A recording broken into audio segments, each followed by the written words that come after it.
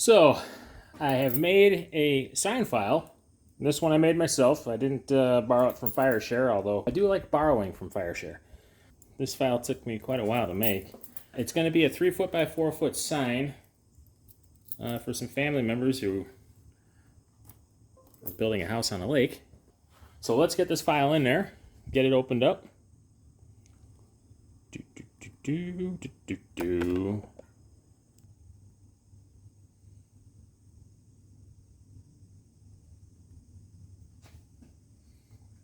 Okay, so I'm going to turn the screen a little bit so we don't have so much light.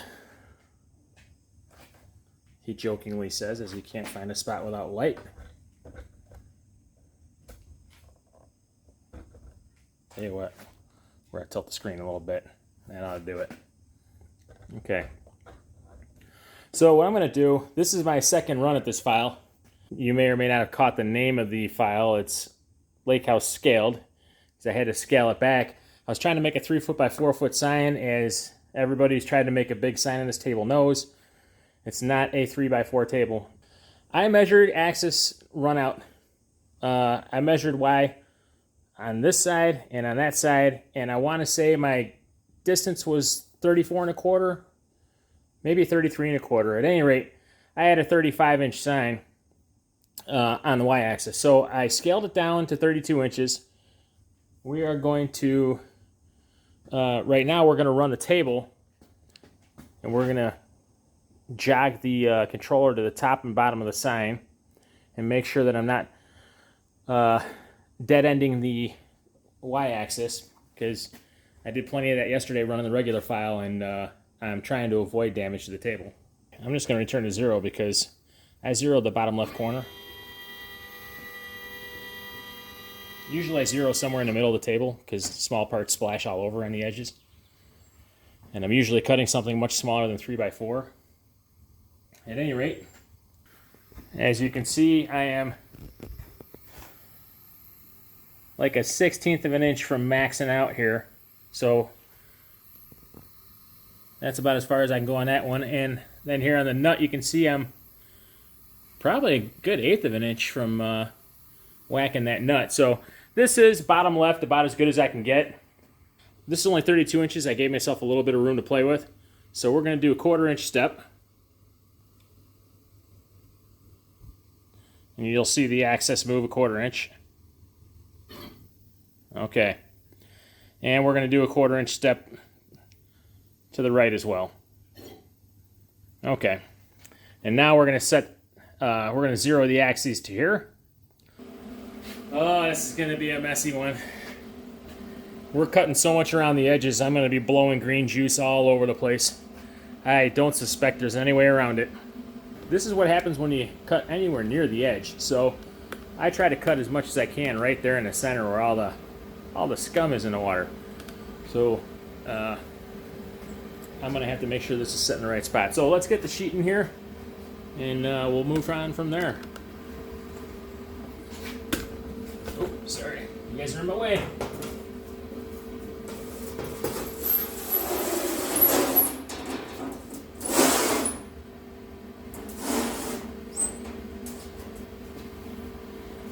So I went and picked up some, I bought a couple sheets this weekend. I went and got a 4x8 sheet of 14 gauge and 16 gauge and had the supplier, they got a giant like 100-ton shear. I had them cut it into 3 foot by 4 foot, and then I took the 2 by 4 drop. So let's get this thing centered. Not surprisingly, these things make sharp edges. Who would have thunk it?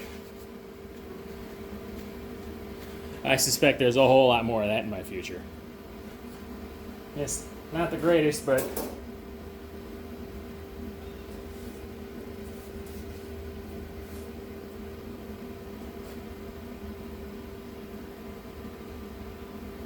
I have to get a Band-Aid so I stop leaking on my work. The leak has been patched. So we're going to jog this to the limits and make sure that we are still on the steel and within the boundaries of our axes. I'm just going to go a hair past it so I can get my lead in. And now we'll get centered up here.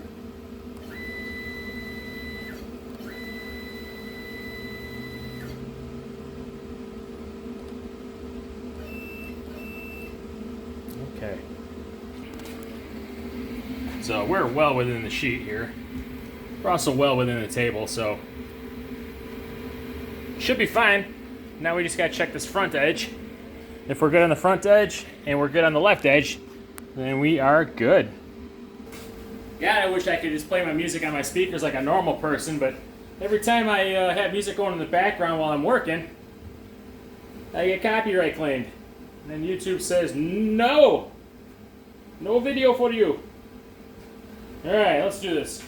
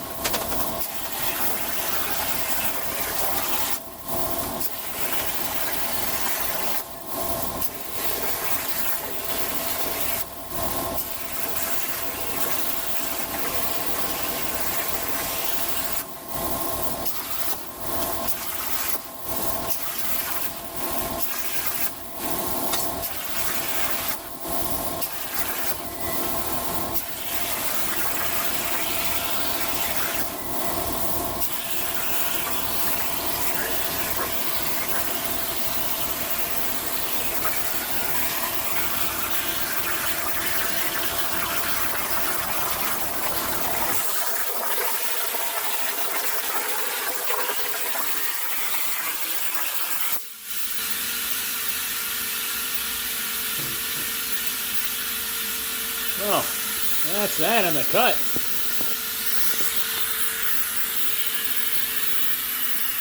So we had some tips. We did get them out of the way. Looks like everything that was supposed to get cut got cut. So I think next step is going to be to peel this bad boy out of here and see if we got anything hung up that needs to get unhung up. I'm sure we got a couple, but I think for the most part it's pretty good.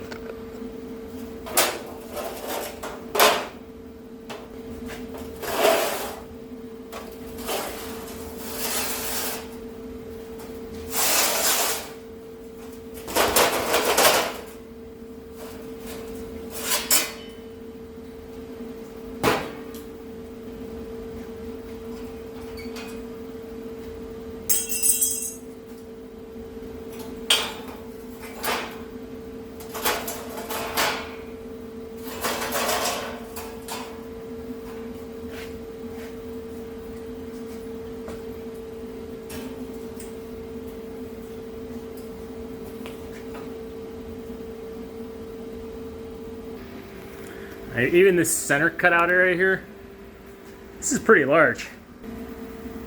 So you got about a foot there. I don't know, usable space, 8 by 12 times 2. There's still some material here you can use, so, oh man, that was a lot of steel. Anyway, this is what it looks like all done up. Well, I shouldn't say all done up, just off the table without the drops. So it turned out good. It turned out as good as it was gonna turn out. It's limited in quality by how mediocre my design was. But it turned out all right for me. I kind of like it. And these cuts are spot on. I mean, they couldn't be smoother. There's a tiny little bit of dross, but it's not bad. A lot of what you're seeing right now is just water because it's still pretty wet. But turned out good. This is 14 gauge, like I said. I'm running the Prime Weld Cut 60, and I had it set at 37 amps, 100 inches a minute, 55 psi. So if anybody's looking to cut 14 gauge with the Prime Weld Cut 60, those are the settings I made these cuts with, and it seems to be pretty reliable. And that was a good 6.5 minute long cut, I think. I have to go back and look at the tape, but I believe the program counted it at 6 minutes and 30 something seconds. Anyhow, thanks for joining me. I'll see you next time in Galt's Garage. We'll definitely be cutting more stuff. We have other projects going on as well, but I've kind of got a whole mess of irons in the fire, so I'm just grabbing them as I see fit. Anyway, I'll see you next time.